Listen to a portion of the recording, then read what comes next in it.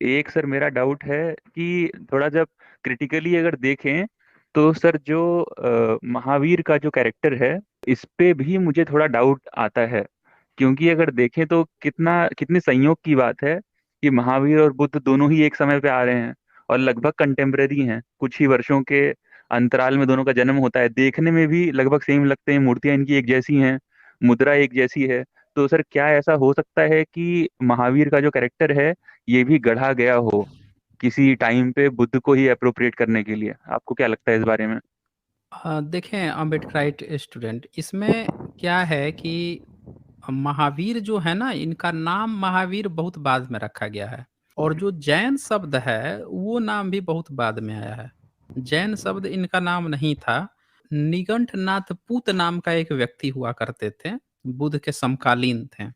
तो बहुत जी सारे लोग उनके भी अनुयायी हुआ करते थे, ऐसा त्रिपिटक में आया है। तो होता क्या था कि एक बार बुद्ध जो है जब वो आ रहे थे, चूंकि निकंठनाथ पूत जो है वो बिहार के ही थे, प्रॉपर बिहार के थे। लेकिन बुद्ध जो हैं वो थे यूपी के, उत्तर प्रदेश के। मतलब उस समय तो जी यूपी बिहार हुआ नहीं करता था। जी जी तो हाँ, उस समय तो पूरा जम्बू ही द्वीप था। तो अब लोकल चूंकि थे निगंठनाथ पुत उस एरिया के, तो वहाँ के लोग थोड़े से उनको ज्यादा उनको मानते वगैरह थे।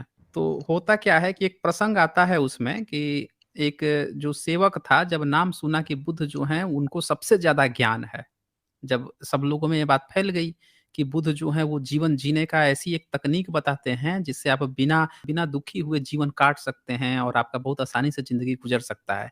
तो सारे पब्लिक जो थी सब में ये बात फैल गई कि हमको बुद्ध से जानना है। जिनके पहले से गुरु थे या जो लोग पहले से कहीं थे उनसे, वो लोग भी अपने अपने गुरुओं को छोड़कर उनके पास जाने लगे। अब तो अब एक जो व्यक्ति था वो गया इनके पास, निगंठनाथ पूत के पास, वो उनका चेला था। ये बात त्रिपिटक में आई है। तो वो क्या करता है कि गया उनके पास और जाके कहता है कि देखिए बुद्ध आए हुए हैं इस जगह पे। अब मैं सोच रहा हूँ कि एक बार जाके उनसे भी बात कर लूँ, मिल लूँ।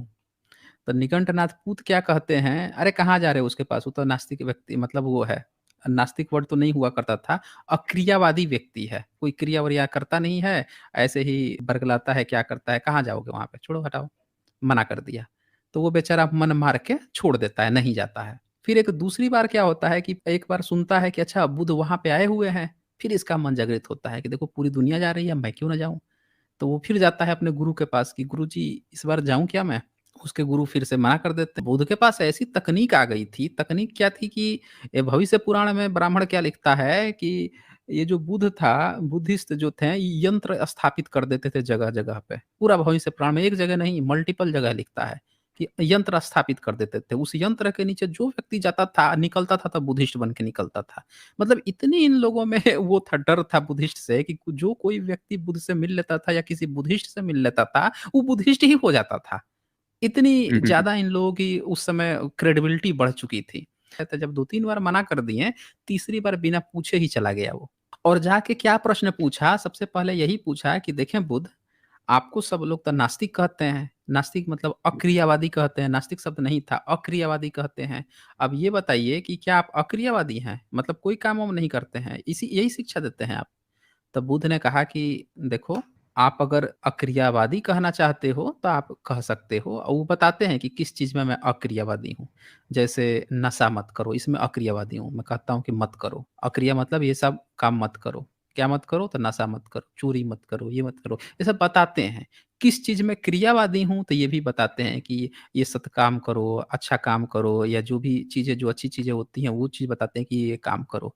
तो उसी तरह से 3-4 पॉइंट बताते हैं और वो देख के बेचारा जो है सन्न रह जाता है। इसी तरह से एक और विद्वान थे अजित केशकाम्बली, उनकी भी अपनी विचारधारा थी। वो भी एक बार बुद्ध से आते हैं, मिलते हैं, अब बुद्ध उनका कन्फ्यूजन दूर करते हैं, उसके बाद से वो खुद ही उनके शिष्य बन जाते हैं। अब बाय डिफ़ॉल्ट उनके जितने शिष्य थे सब बुद्ध के शिष्य बन जाते हैं। बुद्ध के जी समय में जितने भी लोग थे सब बाय डिफ़ॉल्ट बुद्ध के बनते चले गए। आजीवक जो नंगे रहते थे, वो लोग भी जो नंगे रहते थे, वो भी उनके शिष्य बन गए। आर्कियोलॉजिकल एविडेंस मिलता है, जहाँ-जहाँ बुद्ध की मूर्तियाँ मिलती हैं, वहाँ-वहाँ एक नंगा व्यक्ति भी खड़ा रहेगा उनके शिष्यों के साथ। सर मुड़ा रहेगा और नंगा रहेगा, खड़ा रहेगा वो भी। वो भी शिष्य बन जाते थे, आजीवक भी। तो ये जो निगंठनाथ पूत जो व्यक्ति हैं, कहा जाता है कि यही निगंठनाथ पूत को ये लोग महावीर कहते हैं। ये आती है, फिर इनकी ब्रांचेस चेंज होती हैं तीसरी, चौथी, पांचवी सदी के बाद। पांचवी सदी के बाद से अचानक से साउथ इंडिया में इनके आर्कियोलॉजी में काम बढ़ता है। कई सारे राजा जो हैं वो जैनिज्म से रिलेटेड उभरते हैं, और फिर देखा जाता है कि वहाँ पे तीसरी एक संगीति होती है, कहा जाता है तीसरा तमिल लिटरेचर जिसको वो बोलते हैं, संगम संगम लिटरेचर संगम। जिसको बोलते जी हैं। जी जी। हाँ, जो तीसरा बताते हैं कि वो पांचवी छठी सदी में हुआ था, वो जैनियों ने किया था। जैनियों में ये चीज उभरती है कि हम लोग बहुत ज्यादा पुराने हैं, तो वो अपनी चीजों को बहुत पुराना दिखाने की कोशिश करते हैं। उसी समय सातवीं सदी का एहोले अभिलेख मिलता है, जिसका राजा जो है पुलकेशिन द्वितीय है। वो क्या करता है कि अपने इंस्क्रिप्शन में पहली बार कल्पना करता है कि 5000 साल पहले के करीब में कली या इस तरह की चीज कल्पना करता है, किसी युग की कल्पना करता है, कैसे 5000 साल पहले से हम लोग हैं, इस तरह की कल्पना करता है। तो ये लोग उस डेट को उठा के ब्राह्मणिकल सिस्टम आज महाभारत ठहरा लिया, कि वो ना महाभारत की बात कर रहा था, जबकि वो जैनी था। अच्छा, इन जैनियों में क्या था कि आप देखें कि जैनियों ने पहली बार पुराण लिखा था। आज भी जैनी जो हैं, जैनियों ने पांडव पुराण लिखा है, आदि पुराण लिखा जी है, सारे पुराण जो जी है जैनियों ने लिखे। उसको उठा के ब्राह्मणिकल सिस्टम ने यहाँ पे 15वीं 16वीं सदी के बाद से ब्राह्मणिकल पुराण बना लिया है। पुराण जो है पहले जैनी ही लिखा करते थे, जैनियों के पुराण अच्छा। थे। हाँ, आज आप देखें कि जब अलबरूनी आया था, तो अलबरूनी ने भविष्य पुराण की चर्चा की है कि भविष्य पुराण हुआ करता था 11वीं सेंचुरी में। लेकिन जब भविष्य पुराण आज जब आप पढ़ेंगे, तो उसमें लॉर्ड मैकेले का नाम आएगा, उसमें महारानी विक्टोरिया का नाम आएगा, उसमें जो है तुलसीदास का आएगा, रैदास का नाम आएगा, हर उस व्यक्ति का, मीराबाई का नाम आएगा उसमें। उसमें जो है जी अकबर से लेके अकबर के बीरबल टोडरमल सबका नाम आएगा, तानसेन बैजू बाबरा का नाम आएगा, औरंगजेब का नाम आएगा। तैमूर लंग की कहानी, हर सारी कहानियाँ झूठी-झूठी होंगी, सब कहानियाँ मैं अभी करूँगा रिलीज़ साइंस जर्नी पे, उस पे दिखाऊँगा इन लोगों का झूठ। लेकिन ये देखें कि 11th सेंचुरी में अल-बरूनी जब भविष्य पुराण की चर्चा कर रहा है, इसका मतलब कि 11th सेंचुरी में भी पुराण लिखे जाते थे। जी लेकिन उसमें रैदास को जोड़ना, उसमें लॉर्ड मैकाले को, लॉर्ड वेवर को जोड़ देना, विक्टोरिया को जोड़ना, ये सब काम कब किया है? अंग्रेजों के बाद किया है, इसका मतलब ब्राह्मण ने। जी समझ रहे हैं ना? तो लिटरेचर वगैरह सब था पहले से, ब्राह्मण ने उसमें एडिट करके जोड़ा। जो बुद्धिस्ट हैं, वो निगंठनाथ पूत को अपना एक अरहत मानते हैं कि हमारे बुद्ध के नीचे जो अरहत लोग होते हैं, वो एक अरहत हैं। यही ब्रांच जो है 5वीं 6ठी सदी के बाद से एक जैन मार्ग के रूप में निकलती है, जो पुराण लिख रही है, जो अपने को पुराना बता रही है, और इस तरह की कल्पनाएँ चलनी शुरू हो जाती है। जो पुराण में पांडव पुराण लिखती है, सोचिए पांडव पुराण लिख रहे हैं, आदि पुराण लिख रहे हैं, अब ब्राह्मण आज पुराण पर पुराण लिखे जा रहा है। जी जैन जी। रामायण लिखा उन्होंने, उन्होंने जैन रामायण अच्छा भी लिख लिया। अच्छा हाँ, अच्छा। ये चीज़ें होती तो हैं। तो सर इसका मतलब जो स्वास्तिका सिंबल हम देखते हैं जैनिज्म में, और जो बुद्ध के ही जैसा जो स्वरूप दिखता है महावीर का, ये सब कुछ बाद में इन्होंने कॉपी किया है बुद्धिज्म से ही। शिल्प कला तो गंधार कला और मथुरा कला ये बौद्ध की थी। जी ब्राह्मणों को भी मैं जी कहता हूँ कि आप एक बार तो बता दीजिए कौन-सा सेंटर था? एजुकेशन सेंटर था, कौन-सा शिल्प कला का सेंटर था? बौद्धों के तो मिल गए, जैनियों के कब मिलेंगे? ब्राह्मणों के कब मिलेंगे? ये लोग बताएँ ना सही। जी जी जी। तो थैंक यू सो वही मच चीज़ सर है। डाउट क्लियर करने के लिए। सर दूसरा सवाल मेरा 10th सेंचुरी के बाद का है। ये एक केरला स्कूल ऑफ एस्ट्रोनॉमी और केरला स्कूल ऑफ मैथमेटिक्स के बारे में काफ़ी देखने को मिलता है कि काफ़ी काम हुआ है मैथमेटिक्स का 12वीं 13वीं शताब्दी के आसपास में केरला में। मतलब इसको काफ़ी ये लोग क्लेम भी करते हैं कि मैथमेटिक्स में काफ़ी अच्छा काम हुआ है, और इसके प्रमाण भी हैं। इसके बारे में सर क्या कहेंगे? मतलब ये भी इन्होंने कहीं से कॉपी किया है या फिर ये वहीं पे इंडिपेंडेंटली डेवलप हुआ है केरला में? नहीं, नहीं, मैथमेटिक्स तो बौद्ध मार्ग की देन है।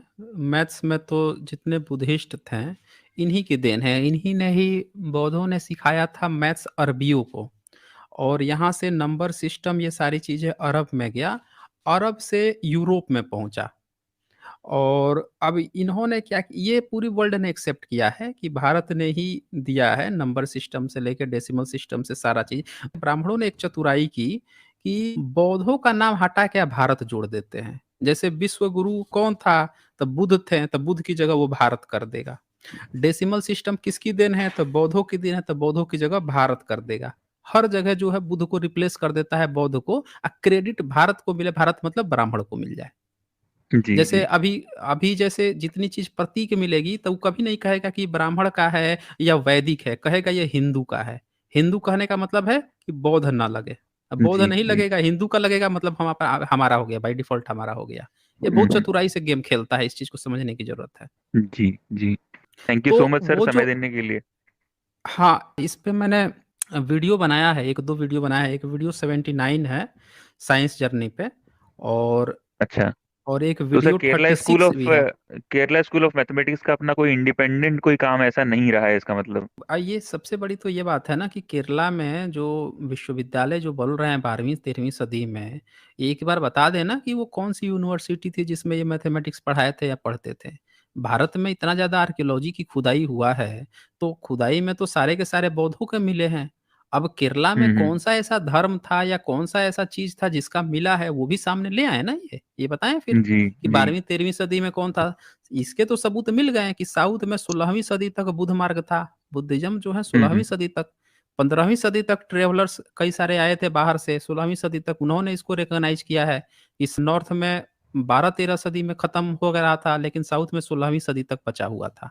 तो 12वीं-13वीं सदी में अगर ये बात कर रहे हैं, तो बताना पड़ेगा ना इनको कि बौद्धों के अलावा कौन से लोग थे जो मैथ पढ़ रहे थे? क्योंकि हुँ, हुँ, ब्राह्मणों के हुँ। तो गुरुकुल आज तक नहीं मिले, एक सड़ा हुआ पत्ता नहीं मिला